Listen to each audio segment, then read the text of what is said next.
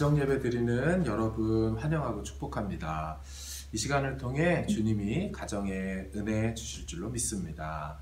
하나 되는 은혜, 서로 사랑하는 은혜, 또 신앙의 대를 이어 전수되는 그런 복을 주실 줄로 믿습니다.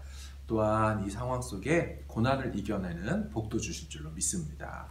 시편 1편은 시편 전체를 대표하는 시입니다. 시편 전체의 개요 역할을 하는 것이죠. 가장 중요한 내용이 담겨 있습니다. 왜냐하면 어떤 사람이 복된 인생을 사는지 명확하게 짚어주기 때문입니다. 가장 행복한 삶, 가장 탁월한 삶, 가장 하나님 보시기에 멋진 삶 어떻게 살 수 있느냐? 시편 1편에 나와 있습니다. 성경은 두 가지 방법을 다 말하고 있습니다. 첫 번째는요, 적극적인 방법으로 어떻게 복된 삶을 사는지 말씀하고 있습니다. 2절을 보시면 오직 여호와의 율법을 즐거워하여 그 율법을 주야로 묵상하는 도다 라고 말합니다. 복된 삶이 무엇이냐? 어떤 게 복된 인생이냐? 말씀을 묵상하는 삶이 복된 삶이라고 말하는 것입니다. 하나님 말씀을 양식 삼아서 날마다 묵상하며 살아가는 인생, 그것이 바로 가장 복된 삶이라고 하는 것이죠. 우리는 4주간 정부의 지침에 따라서 가정에서 함께 시간을 보내야 합니다. 어떻게 시간을 보낼까요? 이 복된 삶을 살기 위해서 우리는 어떻게 살아야 될까요? 가족끼리 옹기종기 모여 앉아서 성경 읽기를 해보는 건 어떨까요? 창세기면 창세기를 통해서 정해서 가족들이 한 구절씩 읽는 것입니다. 돌아가면서 읽는 것이죠. 저희 가정은 쉬운 성경으로 하기로 했습니다. 그래서 항상 창세기 1장 읽고 또 2장 읽고 양을 많지 않게 하여서 매일매일 그와 같은 시간을 갖는 겁니다. 혹은 좀 짧은 성경을 택해보는 것도 좋습니다. 그래서 권별로 독파해 가는 것이 필요한 거죠. 그러니까 요한 1서 짧지요. 2서 더 짧지요. 3서 이렇게 정해가지고 룻기나 에스더 같은 거를 이야기로 되어 있는 성경을 택하여 아이들과 함께 한 구절씩 돌아가면서 읽어보며 한 권 한 권 끝내보는 겁니다. 혹은 지금처럼 시편 한 편씩 선택하여서 읽는 거죠. 조금 아이들이 성숙했다면 한 편을 선택하여 2번, 3번씩 반복하여 읽고 그걸 묵상으로 서로 같이 어떤 마음이 드는지를 나눠보는 것도 좋은 의견이라고 생각합니다. 아니면 예수님의 생애가 적혀있는 복음서를 선택해서 읽는 것도 좋습니다. 지금 본문 어른 예배사는 누가복음을 같이 쭉 읽어보기, 아니면 요한복음, 짧은 마가복음, 혹은 마태복음을 읽으면서 예수님이 어떤 마음, 어떤 생각으로 사셨는지 이 4주간을 그렇게 보내는 것도 유익할 것입니다.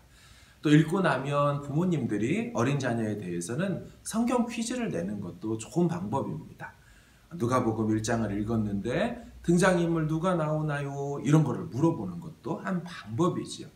사가랴는 그래서 어떻게 되었나요? 엘리사벳은 그래서 어떻게 되었나요? 마리아의 남편은 누구일까요?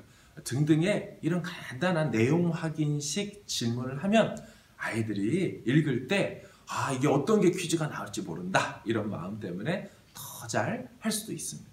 우리 아이들도 같이 이거 영상 보고 있을 텐데 아빠 엄마랑 이와 같은 시간을 보내는 것도 유익하리라고 봅니다. 또 가정 예배를 또 드리기로 시작한다면 여러 방법이 있을 겁니다. 제가 하는 방법을 좀 소개해 드리면 첫 번째, 찬양을 한 곡을 같이 부릅니다.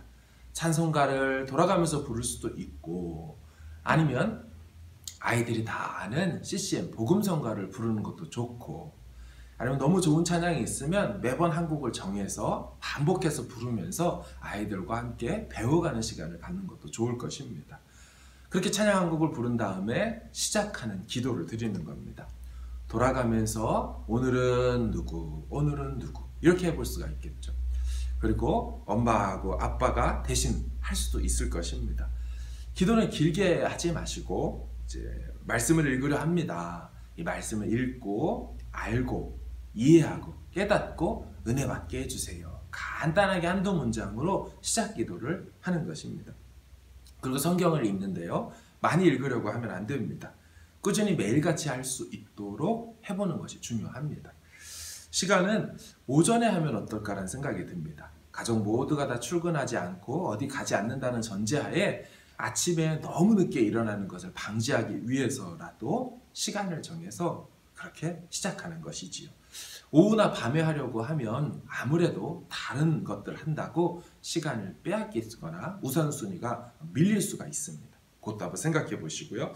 또 그리고 성경을 한 장이나 어느 정도 읽은 다음에는 공동체 기도문을 같이 읽는 것입니다. 주일날 주보 이미지에 같이 드린 그것을 출력을 하셔서 가족마다 하나씩 가지고서 같이 읽으면서 기도하는 거죠. 공동체를 위해서 기도합니다. 첫 번째, 나라를 위해 기도합니다. 블라블라블라 해서 같이 한 카테고리를 읽고 아멘. 두 번째를 읽고 아멘. 총 7가지가 있으니까 그렇게 딱 읽고 기도를 마치는 것이죠. 저희 집도 한 장씩 다 출력을 해서 아이들에게 나눠줬고 같이 기도할 때 같이 다 갖고 와서 그걸 보고 똑같이 읽으면서 하는 겁니다. 아이들 중에 스스로 기도하는 법을 잘 모를 때 이것을 그냥 같이 읽는 것으로 기도를 배울 수가 있죠. 저희는 그렇게 기도한 다음에 1, 2분 정도 그냥 통성으로 기도하자고 합니다. 그때는 이제 아이들이 한번 기도문을 받기 때문에 어떻게 기도할지를 알 수 있는 조금 감이 있는 채로 기도를 하죠. 그런 다음에 마지막으로 정리하면서 한마디씩 기도해보라고 합니다. 그럼 아까 읽었던 내용이 있기 때문에 그 중에 기억나는 거를 가지고 아이가 한두 문장만 합니다. 보통 저는 이제 한 문장으로 기도합시다 이렇게 하거든요. 그래도 아이들은 이렇게 한 문장으로 다 기도를 담아내지 못해서 두세 문장으로 하기도 하는데 괜찮습니다. 그렇게 해서 한 명씩 다 돌아가면서 기도를 하고 맨 마지막에 부모님 중에 한 분이 마무리 기도를 하고 주기도문으로 예배를 마치는 식으로 가정 예배를 하게 됩니다. 정리를 하게 되면 어떻게 될까요? 찬양 하나 부르고 시작 기도하고 말씀 한 장 읽고 공동체 기도문 같이 그냥 보면서 읽고 전체 기도하고 한 문장 기도하고 마지막 주기도문으로 마칩니다.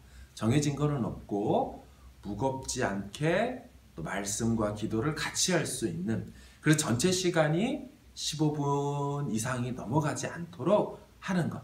특별히 가정 예배를 늘 드리던 가정이 아니라면 이와 같이 시작하듯이 걸음하듯이 하는 것도 바로 말씀 묵상하는 삶, 주야로 말씀을 묵상하며 사는 삶, 복된 삶, 그 출발이 오히려 이 4주간을 통하여 될 수 있을 거라고 생각합니다.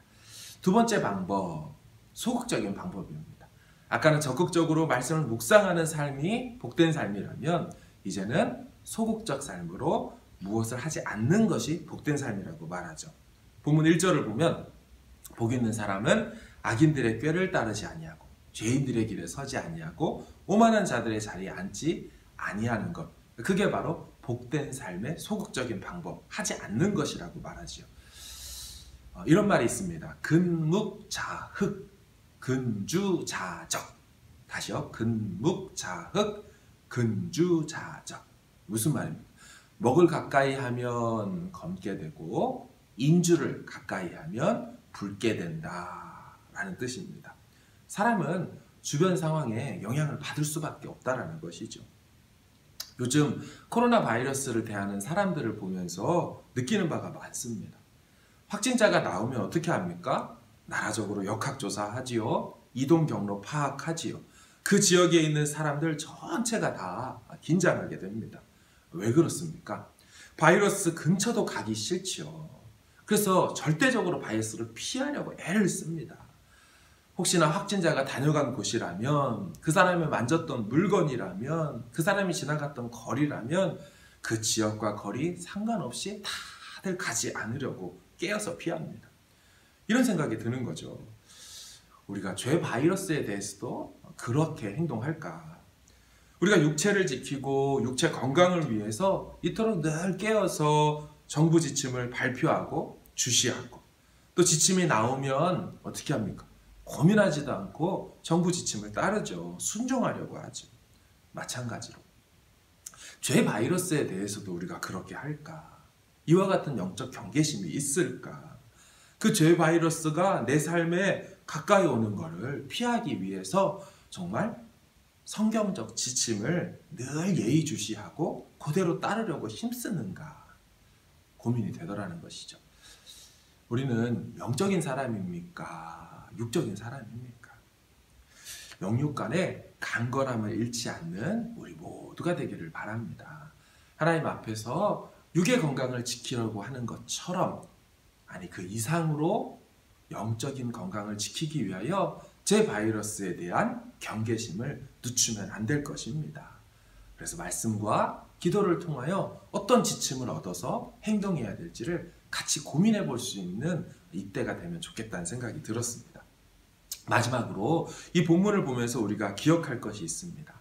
예전 개역 한글은 어떻게 되어 있냐면 악인, 죄인, 오만한 자를 따르지 말아라. 길에 서지 말아라. 다 단수로 써놨습니다. 근데 이제 이번에 개역 개정을 보면은 다 복수로 되어 있습니다. 예, 원문에도 복수로 되어 있습니다.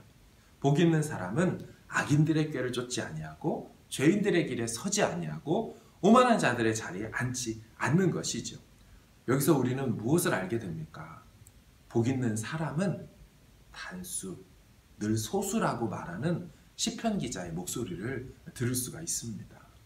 반대로 악인, 죄인, 오만한 자는 늘 다수였다는 것을 알 수가 있습니다. 우리 주변에는 성경이 가르치는 진리를 따르지 않는 수많은 사람들이 있습니다. TV, 신문, 영화 같은 대중매체는요, 대부분이 성경에 가르치는 것과 반대되는 것을 24시간 내내 말합니다. 심지어 친구들도, 심지어 가족들까지도 하나님 뜻과 관계없는 다른 가치관을 주장할 때를 만나곤 합니다. 그때 우리는 흔들리게 되는 것이죠. 내가 믿는 이 하나님의 말씀이 진리인가? 하나님 뜻대로 살아가려고 하는 내 노력은 정말 유의미한 것인가? 그런 내 삶이 복된 것인가? 남들처럼 대충 살아도 되는데 이렇게 늘 깨어서 정말 이렇게 살아가야 되는 것인가? 고민하고라 합니다. 하지만 우리가 잊지 말아야 할 것이 있습니다. 언제나 하나님의 뜻을 따르는 사람들은 소수였다라는 것입니다. 생각해 보십시오. 바알과 아세라 선지자 850명과 맞서 싸웠던 사람은 엘리야 한 사람이었습니다. 거짓과 이단들 판을 치는 이 세상에서 우리는 놀라거나 두려워하면 안 됩니다. 언제나 그들은 다수였고 언제나 복된 인생을 살고 진리편에 섰던 사람들은 늘 소수였다는 것을 성경은 계속 말하고 있습니다. 하나님은 늘 이 창조적 소수를 통하여 역사를 바꾸시고 역사를 이끌어 오셨습니다. 수많은 시대 가운데 선지자는 그렇게 한 명 있었습니다.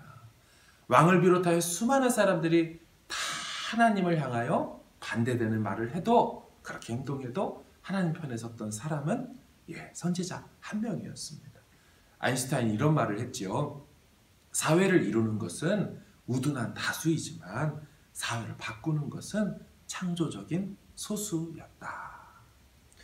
이번 남은 한 주도 이 하나님이 기뻐하시는 소수의 반열에 동참하셔서 언제든지 밤낮으로 주야로 여호와의 말씀을 묵상하고 그 가운데 기록된 대로 다 지켜 행하여 하나님의 보호하심과 인도하심을 경험하는 한 주가 되기를 주님의 이름으로 축복합니다.